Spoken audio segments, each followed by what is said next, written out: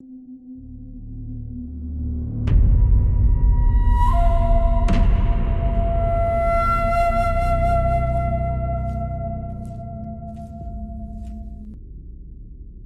that a person? Or was it something else? Even now, I don't know. But I do know one thing. Inside that narrow hole, something was ahead of us. And something was behind us. Something was there. I'm sure of that. From the ghost files. It happened near the end of August, in my last year of high school. College entrance exams were coming up, so almost every day, I went to a city-run study room. My classmate Ren was always there too. Ren was a good guy. Even when he was studying seriously, if you gave him the slightest opening, he would go along with any strange story. He had a way of making boredom disappear.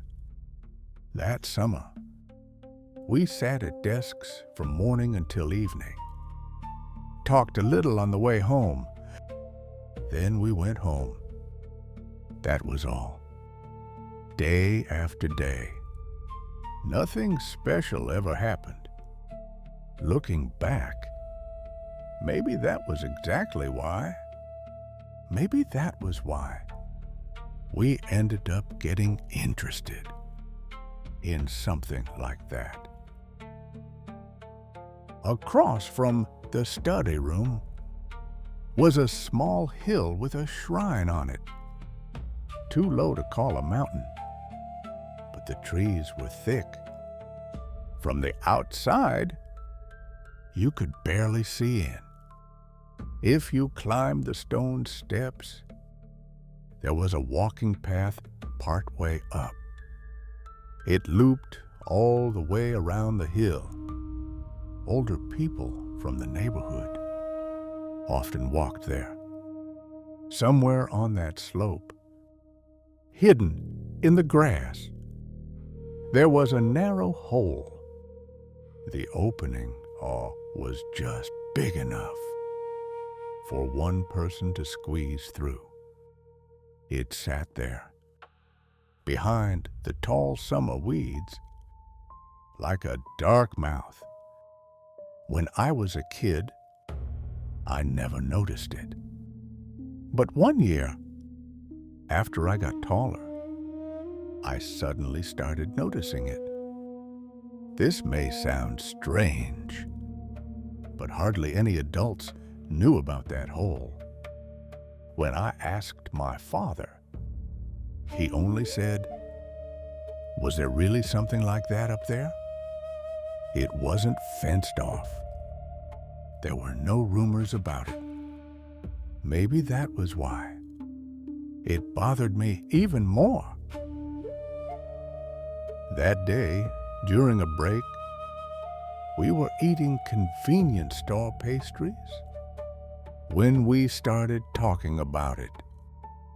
Maybe we should finally go take a look. There was no real reason. We had just been staring at the same scenery every day.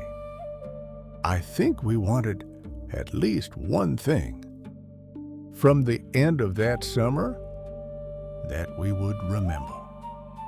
Ren's house was close, so we borrowed 2 flashlights from there and work gloves in case we got dirty. It was still afternoon and the sky was pale. It didn't feel like we were going somewhere frightening. It felt more like we were looking for a secret hideout. From the shrine path, we climbed a little way up the slope. Then, in the shadow of the grass, we saw an opening. It looked like the black earth had been gouged out. When we got closer, the opening was much lower to the ground than I had imagined. It looked almost as if it were holding that mouth closed. Inside, there was barely enough room for us to fit. We had to crouch to move. Ren went first. I followed behind him. The earthen walls were damp, like clay. The damp clay gave off a dull sheen. Under our flashlights, there was almost no smell. But the way sound behaved in there was strange. In a narrow tunnel, you would expect voices to echo. But in there, our words seemed to sink into the walls. Even our little laughs died a short distance ahead of us. We moved slowly, trying not to get mud on the knees and sleeves of our uniforms. I think we were moving terribly slowly. Before we knew it, we could no longer see the light from the entrance. The tunnel twisted and bent. Little by little, we lost any sense of how deep inside we were. After we had gone on for a while, Ren suddenly stopped in front of me. "There's something here." His voice was low. I shifted my body a little and shone my light past him. Then I saw the handle of a small knife sticking up out of the ground. It was a small kitchen knife, like a fruit knife. It did not look like someone had set it down. It had been driven straight into the earth, and it was buried deep, almost all the way to the handle. For a moment, neither of us said anything. Then Ren gave a small laugh. "It's like one of those swords only the chosen hero can pull out." I laughed too, I remember saying, just to cover the fear. "Well, then you're the hero." But when he grabbed the handle as a joke, it did not move at all. When I tried, it was the same. It wasn't just stuck in the dirt. It was as if it had been growing there from the start. Beyond that, the tunnel bent sharply. After a little while, it suddenly opened up, just a little. At last, it was wide enough for the two of us to be side by side. And beyond that was a dead end. In the dirt at the far wall, more knives had been driven into the earth the same way. Not one or two, from the dark earth.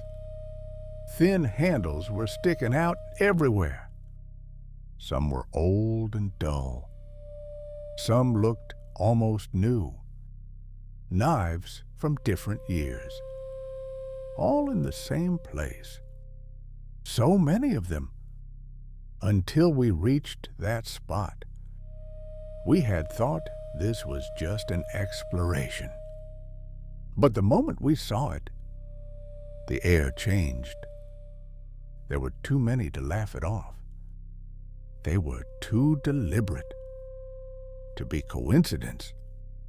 Who had done it? Why?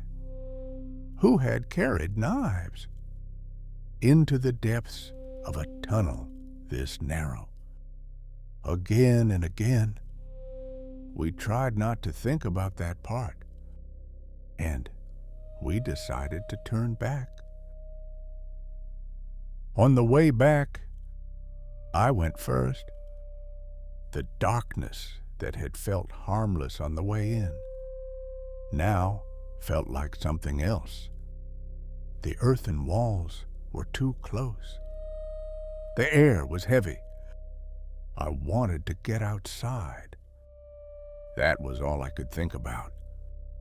Before long, we made it back to the first knife we had found. There, I froze. The knife that had been standing upright in the ground was lying on its side, on top of the dirt. It had come out. No, it had been pulled out. The blade caught my flashlight. It had a dull, wet shine. A thin, sticky film clung to it. It looked black or red. In a voice that barely came out, I said to Ren behind me, "There's someone in here." Then Ren answered, almost shouting, "Go. Hurry. Don't stop." His voice was shaking in a strange way. Without turning around, I asked him what was wrong. Ren was silent for a moment. Then he said, "Can't you hear it?" And then, again, behind us, they're being pulled out, one by one. When he said that, I listened, and then I heard it. A wet scrape. Another. The sound of something being pulled from wet earth. It kept coming from the darkness behind us, without stopping. After that, my memory comes back in pieces. We stopped caring about our uniforms. We got down on all fours and scrambled toward the exit. We breathed loudly on purpose and kept talking, just so we wouldn't hear the sounds behind us.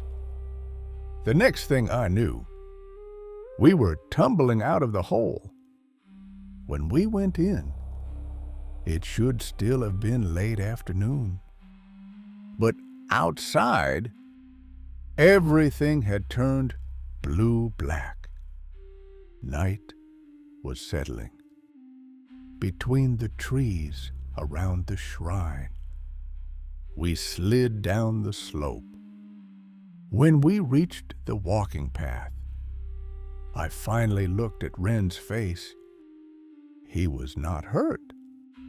At least, that was how it looked then. But on the side of Ren's white shirt, there was a thin red smear, like something had grazed it. Where it came from, I still don't know. After that, neither of us was possessed by anything. No string of bad luck followed us. Nothing like that happened. I still keep in touch with Ren, but whenever that story comes up over drinks, we both go quiet at the same point. In a tunnel with only one way in or out. Why did that sound come from behind us? And who pulled out the first knife? When autumn draws near and the grass grows high, I still find myself looking toward that hill sometimes. I don't want to look for the entrance anymore. Even so, I can't help thinking about it. How many are still left in that earth?